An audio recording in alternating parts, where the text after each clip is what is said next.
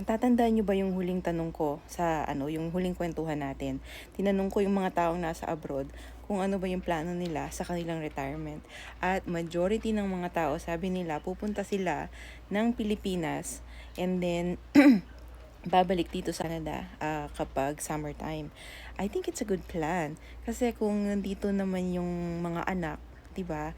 So may time ka rin na pupunta dito kapag malamig, halimbawa, or kapag mainit, I mean, kapag summertime, nandito ka sa Canada, tapos kapag wintertime, nandito doon ka sa Pilipinas, ibig sabihin, perfect yung weather sa Pilipinas noon. It's not too hot, it's not too cold, o di ba?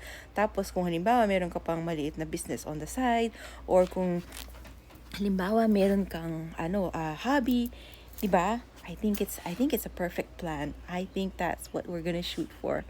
What do you think? I mean, just like other people, I'm very excited.